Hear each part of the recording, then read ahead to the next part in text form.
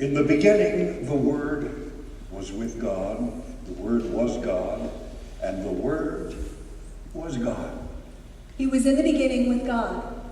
All things came into being through him. And apart from him, nothing came into being that has come into being. In him was light, and the light was the light of men. The Light shines in the darkness, and the darkness did not comprehend it. Did not comprehend it. Okay, wait, so what does all that mean? Well, it means that God has always been here, along with Jesus, the Word of God. And that God made everything. Everything? Everything. Wait, so I'm still in the dark on the whole light thing. What or who is this light that shines in the darkness? When Jesus spoke again to the people, he said, I am the light of the world. Whoever follows me never walks in darkness, but will have the light of life. The light is Jesus. Jesus, The light of the world. And what or who is this darkness? The path of the righteous is like the morning sun shining ever brighter till the full light of day. But the way of the wicked is like deep darkness. They do not know what makes them stumble. the darkness is the world, the lost, stumbling in the darkness of spiritual separation from the light. That is Jesus.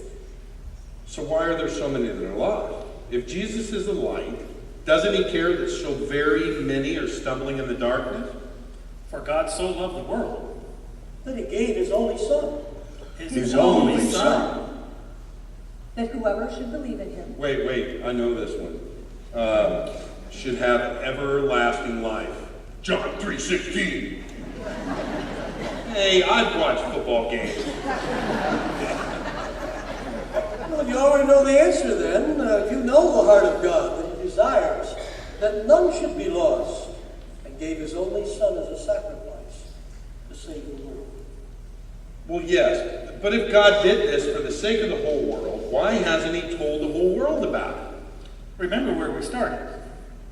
The light shines in the darkness. And the darkness did not comprehend it. But how can God allow so many to still be in the dark, headed towards certain destruction? Yes, he gave the world his only son, but what good did that do if the whole world doesn't know about it? The world is in desperate need of a rescuer. He gave his only son. Gave, to hand over, to relinquish, to surrender. God handed over, relinquished, surrendered his one and only son to the world. The light shines in the darkness, yet the darkness has not understood it. This is the judgment, that light has come into the world, and men love darkness rather than light, for their deeds are evil. You see, God didn't neglect or forget men. Instead, he's always pursued them.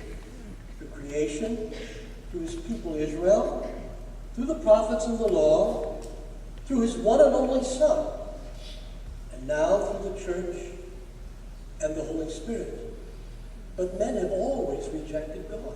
And yet God did not withhold his only son from mankind, but rather gave him as a sacrifice for the sins of all. He sacrificed for their sins once for all when he offered himself.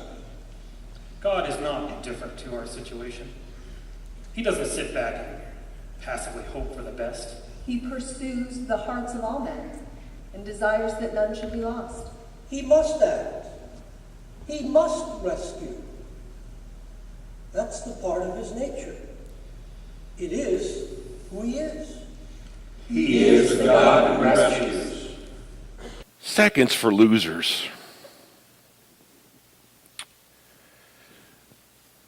Don't you all look so well scrubbed and well dressed, as if the inside was as clean as the outside? Oh, I'm not done with him. Drugs and alcohol are a powerful tool for me. I'll grant the enemy's had some success in rescuing, if you like to use that term. But I'm not done with them. I love what you've done in this modern age with the spiritual world. You know, you're so intelligent and rational and well-educated. And you figured out that the only things that matter are what can be proven by the scientific method, right? So the spiritual world gets relegated to the greeting cards at the grocery store. Warm fuzzies that make you feel good, but it's not part of real life, right? Yeah. It's been great for me. Some of you even think that I live in hell. I don't want to be in hell. I walk among the celestial city. I have been in the presence of God himself. I'm the pinnacle of his creation, of all the creatures. My gifts in art and music and beauty are unsurpassed. That book you have, that one you never read, calls me the prince of the power of the air. That's half the story. I've enjoyed my time here on this planet with you creatures.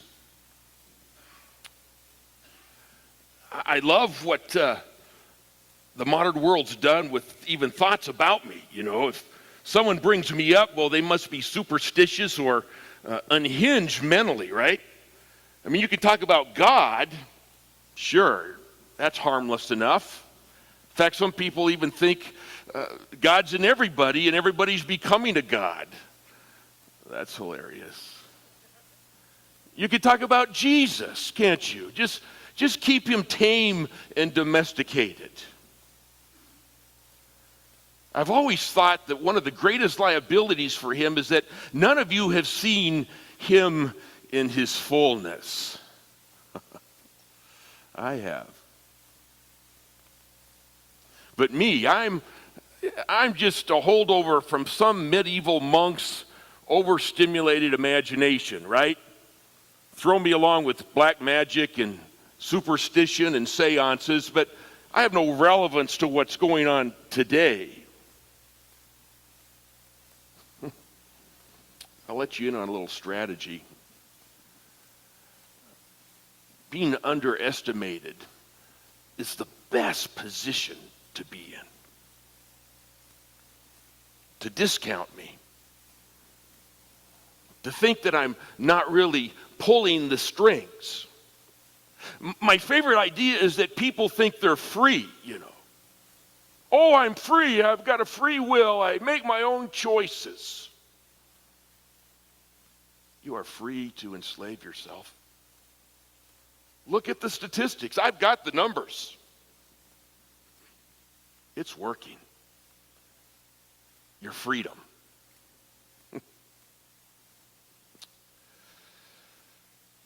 So easy to hide here in your culture.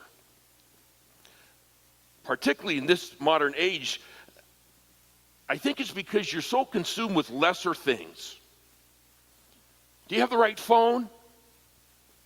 The right character? Are you getting the best deal? How's that deodorant? Do you smell okay? Is my career moving fast enough? Are people reading my Facebook page? It's ironic to me because it's such a violent world. Your species is so prone to violence. You like to think you're rational, but you're not. You're driven by your emotions and your appetites. And I play it like a fiddle. And all that violence, it's a cauldron for hate. Have you seen what I've been doing with hate? What a tool that is. Between nations, families, siblings, even in churches. Now, I must admit that hate can backfire. Sometimes the consequences of hate are so profound that it stops some of you in your tracks and makes you look toward him. That can be costly for me. No, my favorite emotion of your species is apathy. There's lots of that right now. And it's working for me. I mean, life is changing so fast, right? We've just sped up the technology wheel. Who can keep up with it? And then you might read that book or you hear a sermon or something about this God who takes hundreds of years to deliver his people out of the Egyptian ghetto under Pharaoh's thumb. Now there's a man I could get my hands on. Hundreds of years. He's so slow. Who has time for a God who's so slow, who's about the subtle? Certainly not you. I mean, your world moves like this, right? He's an outdated divine being, I think, don't you? I understand you. I get how the world works. I made it so.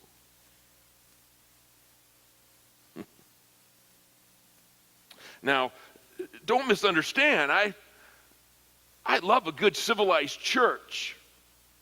Well-educated people that are going to a meeting every weekend to feel better about themselves and maybe make some points with the enemy. That's all works for me. Do a few things for the poor to make you feel relevant and that you're worthwhile. That's fine.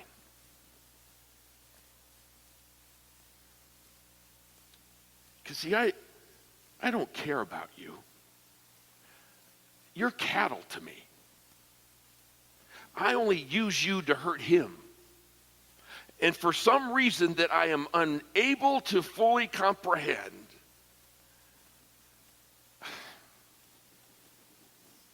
you are so valuable to him. And what can you do? What can you offer? You're nothing but problems. From the beginning. Me, our kind, we're worth keeping, releasing.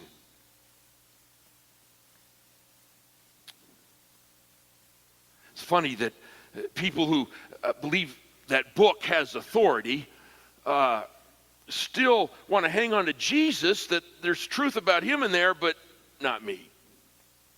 Yet if you were to read that, you'd see that in the early days of his rescue mission, I'm right there. I'm the first one he deals with. I had another plan. Jesus. First of all, I can't believe, Jesus, you did this. I can't believe you laid all that aside. I can't believe you made yourself that vulnerable, Jesus, for them. I would never stoop to that. It's kind of embarrassing, Jesus. So what are you here for? What do you want? You want the nations? I can give you the nations. You want power to impress the masses? Well, we can do some powerful miracles. What do you want, Jesus? The cross doesn't have to be part of this equation.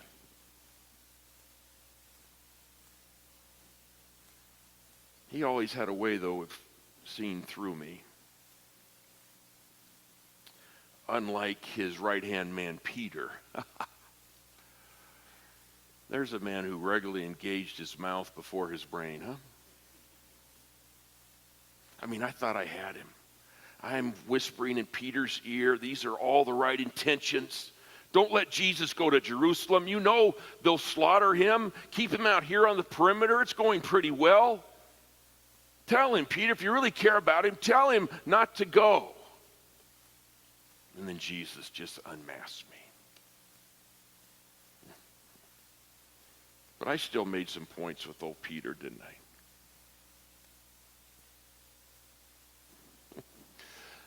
I? I see you've got one of those sad little manger scenes. Is that what you call them? That's cute. Every home should have one. Every church should have one. Part of the season. Used to even have them in department stores. Can you imagine that? But we've wised up that what it really is. It's a cute story for kids.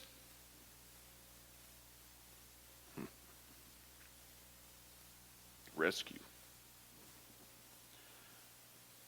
What's he rescuing you from? You. I really don't entrap you. I just use what you want. I know what you want.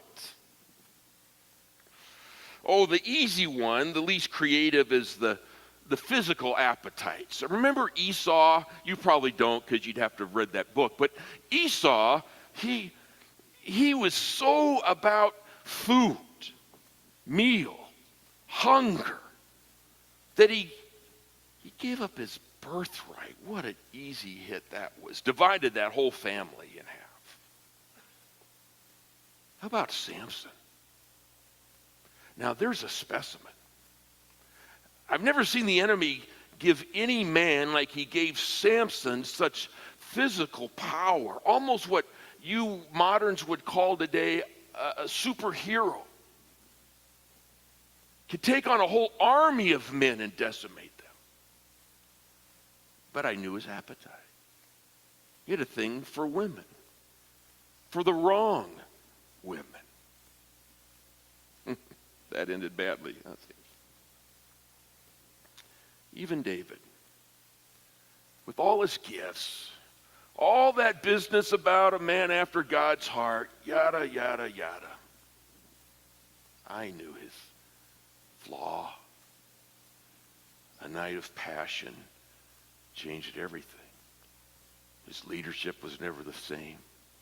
His family fractured. His own sons turned against him because of his appetites.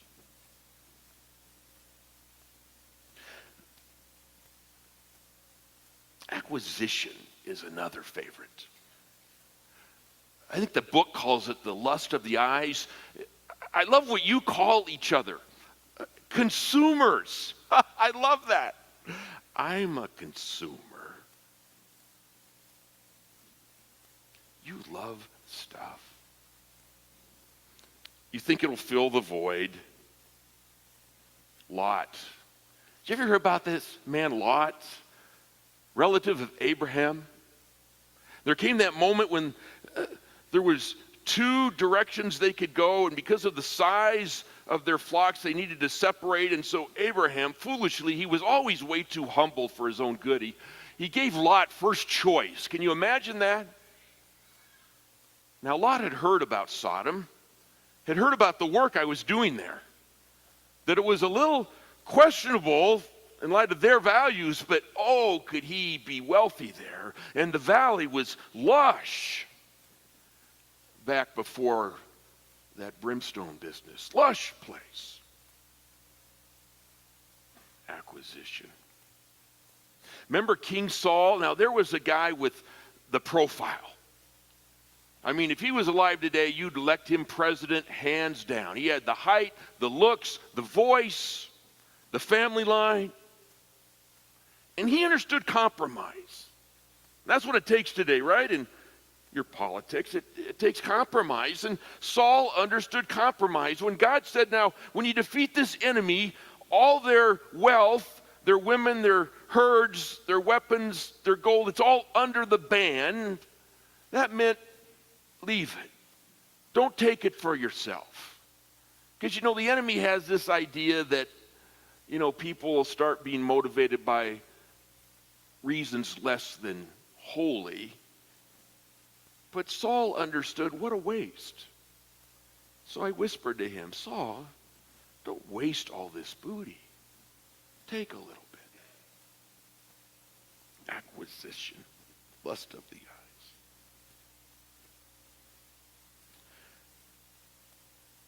Pride's the best, though.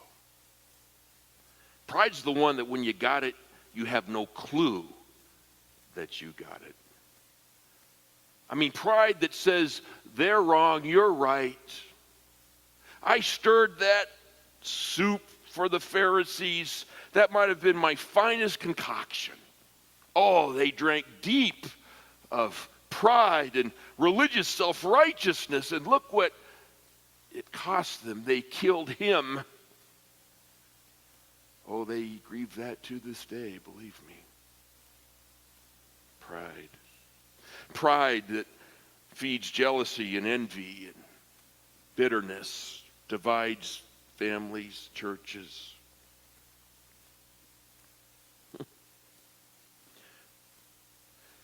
I hear your propaganda about grace,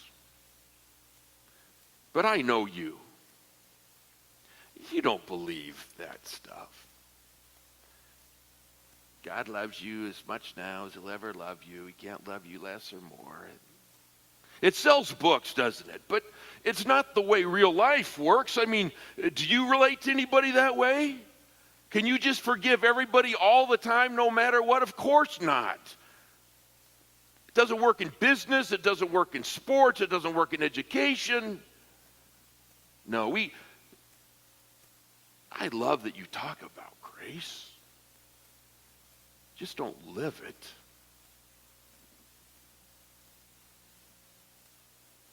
You know it's not the way life works.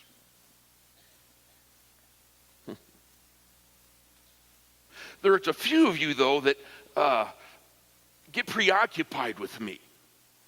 There's a few authors that love to make sure you're looking for me behind every bad thing that happens. So I get a lot more credit than I deserve.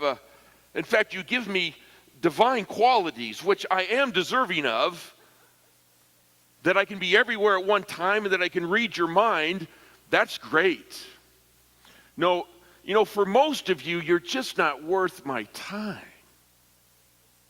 I have messengers for you that keep you enslaved while you think you're enjoying your free will.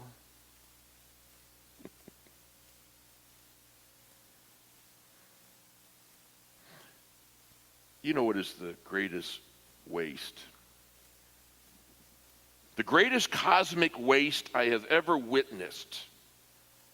An untapped resource. The ridiculous authority that the enemy has given to you miserable believers. But you don't use it. Because you can't see it.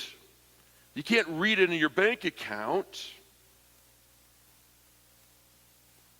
But it's there. That he would give the likes of you authority that I long for. What a waste. That thing you call prayer. Now, haven't I done a great job with that? I mean, I have turned that into something that's just a dry, rote exercise, like having to wear a tie to church or brush your teeth. It's something you should do, but it has no real power.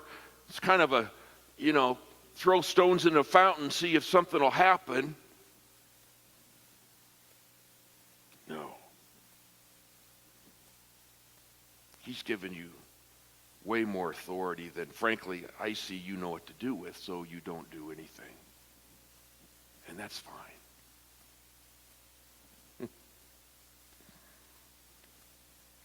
You know, another thing I love is good theater. I love these books I'm reading of yours about near-death experiences. Now, it's happening a lot because of the advancement of your medical technology. People are dying and having some vision experience, and by and large, they come back and say, I was moving toward this warm, wonderful white light. Kind of the message is, whatever my religious background, all the roads are leading toward the white light. All roads are going to God. All roads lead to heaven. Don't you love that? Just kind of makes everybody feel okay. I can disguise myself as an angel of light. Did you know that?